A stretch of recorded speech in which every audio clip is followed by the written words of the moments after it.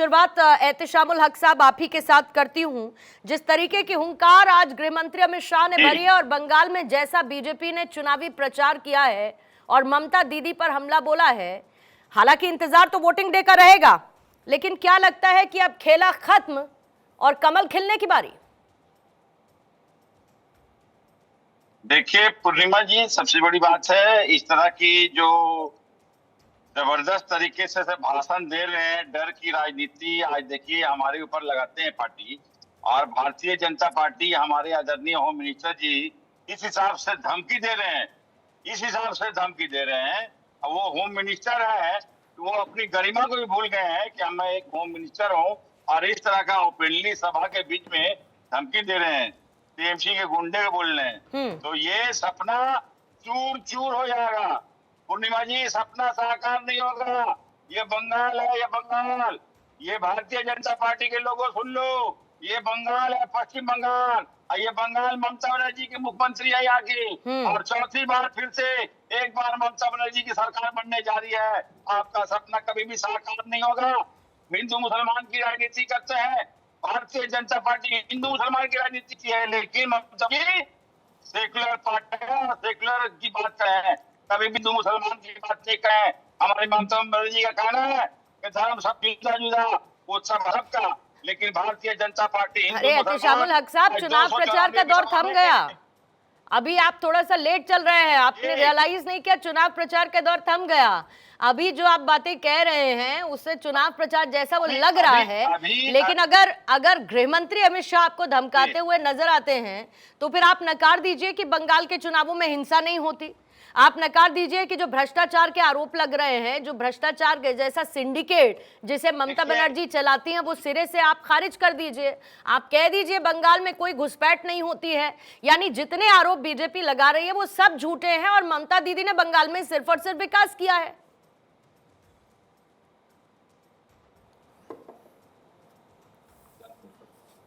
हमें बताएं तो पूर्णिमा जी 94 विधायक योजनाएं की है, 1500 रुपया लक्की भंडार के रूप में। आप समझ सकते हैं कि भारतीय जनता पार्टी जुमलाबाजी करके जो बात कर रहे हैं। हम समझते हैं जितनी योजनाएं हमारे पश्चिम बंगाल की सरकार, हमारी नेत्री ममता बनर्जी दे रही है, कहीं भी नहीं है। आज 1500 से लेकर 1700 रुपया आज हमारे 2 करोड़ 42 लाख माताओं बहनों को डायरेक्ट अकाउंट में मिलता है। लेकिन आज केंद्र में सरकार, आज दिल्ली में सरकार, मैं आपसे एक रिक्वेस्ट करती हूँ, मैं एक रिक्वेस्ट कर रही हूँ आपसे, क्योंकि मुझे ऐसा लग रहा है कि आप ऑन द वे हैं कहीं। अगर आप अपनी गाड़ी थोड़ा साइड में लगा लेंगे तो अच्छा रहेगा, ताकि आपकी आवाज थोड़ा क्लियरली हमें सुनाई पड़े। बार बार बीच में सिग्नल ब्रेक हो रहे हैं, तो बेहतर रहेगा, चर्चा बेहतर तरीके से हो पाएगी। मैं लौटती हूँ आपके पास। निखिल प्रसून साहब, मैं आपके पास आती हूँ। क्या कहती है ग्राउंड रिपोर्ट बीजेपी की? बदलाव की लहर आपको नजर आ रही है? क्योंकि जिस तरीके से गृह मंत्री अमित शाह गरज रहे हैं, और साथ ही ये भी स्थिति क्लियर है कि इस बार बीजेपी के लिए करो या मरो की स्थिति है, और बंगाल का चुनाव अब ऐसा लगता है कि बाकी सब चीजों से ऊपर उठकर एक आइडेंटिटी पॉलिटिक्स का हिस्सा बन चुका है कि बंगाल में अगर नहीं जीते तो रुतबा कम हो जाएगा। क्या कहती है आपकी ग्राउंड रिपोर्ट? देखिए, हमारी ग्राउंड रिपोर्ट ये कह रही है कि ये भारतीय जनता पार्टी के अस्तित्व की लड़ाई नहीं है, यह बंगाल और बंगालियत के अस्तित्व की लड़ाई है। यह एक तरह से भारत की एकता, अखंडता और सुरक्षा की लड़ाई है। यह बंगाल की सभ्यता और संस्कृति को अक्षुण्ण रखने का एक महायज्ञ है। और बंगाल की जनता भलीभांति जानती है कि अगर 5 साल और तृणमूल रहा तो बंगाल से बंगालियत समाप्त हो जाएगी, और समाज में जिस तरह विभेद की राजनीति यह कर रही है, जिस तरह गुंडागर्दी के माध्यम से समाज के हर तबके के साथ नाइंसाफी करने का काम जो तृणमूल ने किया है, उसकी अब अंतिम परिणति हो चुकी है।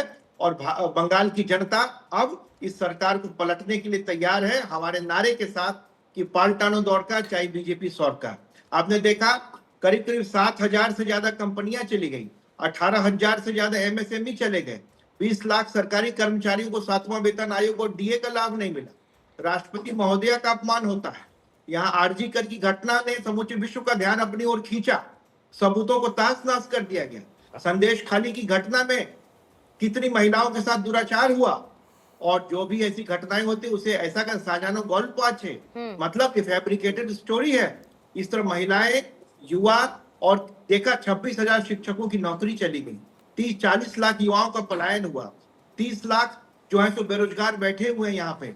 इस तरह समाज का हर तबका जो है सो पूरी तरह व्यथित है।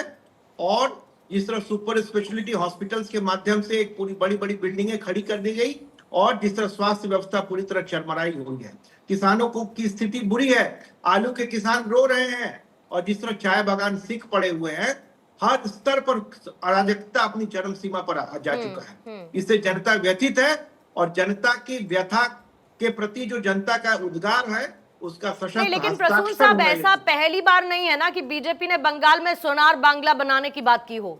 ये बात तो आपने पहले भी की है। भले ही आज 6 महीने की आपने एक डेडलाइन दे दी हो यूनिफॉर्म सिविल कोड को लेके अपने प्रचार के दौरान, लेकिन उसके बावजूद जिसकी टाइमलाइन नहीं दी गई वो सीए को लेकर नहीं दी गई।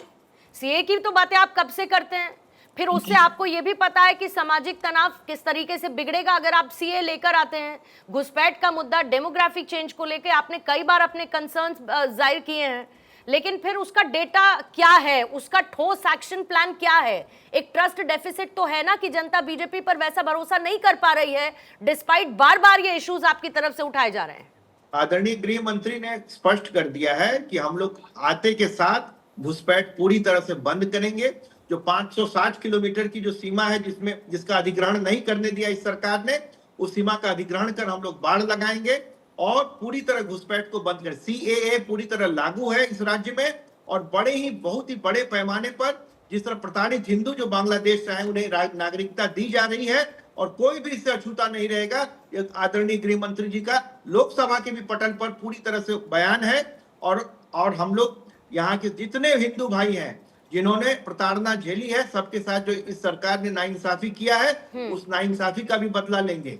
और जिस तरह से प्रधानमंत्री ने कहा कि तृणमूल के जितने गुंडे हैं वो सब सरेंडर कर दें, वरना उनका स्थान जेल के सीगजों के पीछे होगा और उन्हें पिछले 15 साल के किए गए कुकर्मों की सजा मिलेगी, ऐसा हमारा मानना है। आपने कहा सीए लागू है।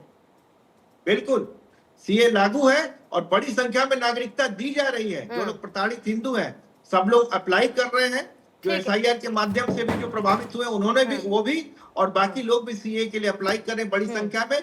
शुरू में लोगों को कंफ्यूजन हुआ, तृणमूल ने कहा कि सीए लागू मत करिए, फॉर्म मत भरिए, लेकिन अब लोगों का भ्रम दूर हो चुका है और बड़ी संख्या में नागरिकता दी जा रही है प्रताड़ित हिंदुओं को जो कि बांग्लादेश से यहाँ आए हैं। अबू शर्मा साहब, ऐसा लगता है कि बंगाल में सीधी लड़ाई बीजेपी वर्सेस टीएमसी की नजर आ रही है। कहने में खराब लगता है, लेकिन फिर भी सवाल पूछा जाना चाहिए। ऐसा नहीं लगता कि बंगाल के चुनाव में कांग्रेस अप्रासंगिक हो गई है? आपको किसने बताया? मैंने आपसे पूछा। अगर प्रासंगिक है तो बताइए कि कैसे। नहीं, आप ये जो नैरेटिव तैयार कर रहे हैं, कितने समय से आपकी सरकार नहीं है साहब बंगाल में? हाँ, कब से आपकी सरकार नहीं है बंगाल में? नहीं, सरकार रहा और नहीं रहा उससे तो क्या मतलब है? क्यों नहीं है? उससे कैसे मतलब नहीं है सर? उससे क्या मतलब है? आप क्या कहना चाहते हो? अरे सर, आप क्या करना चाहते हैं आप ये बताइए। आप एक पत्रकार है। अबू शर्मा साहब, अबू शर्मा साहब, मुझे सुनिए कांग्रेस की स्ट्रैटेजी की बात करिए, बाकी मुझे आपसे नहीं जानना है कुछ। मुझे इतना बताइए कि अगर इतने समय से कांग्रेस की सरकार नहीं है वहां पर, सीधी लड़ाई बीजेपी वर्सेस टीएमसी की नजर आ रही है, कांग्रेस के पास ऐसा ठोस प्लान क्या है? अबू शर्मा साहब, इंडिविजुअली आप लड़ना चाहते हैं तो बताइए।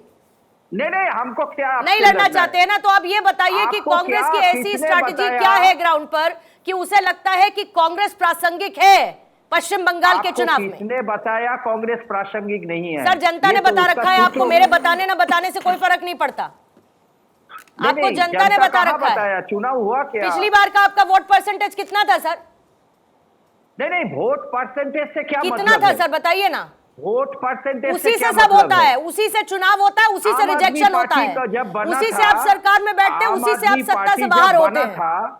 आम आदमी पार्टी जब बना था या भारतीय जनता पार्टी जब बना था, पहला लोकसभा में उनका कितना प्रतिशत वोट था? आप कितनी पुरानी पार्टी है साहब जो आप आम आदमी पार्टी से कंपेयर कर रहे हैं अपने आप को? अबू शर्मा कल किसने देखा? अबू शर्मा जी, कल क्यों आज देख आप रहे हैं? अपने आप को, मतलब इतनी खराब नौबत आ गई कि आपकी पार्टी जो इतनी पुरानी पार्टी है, आप उसको आम आदमी पार्टी से कंपेयर कर रहे हैं। आम आदमी पार्टी कब आई?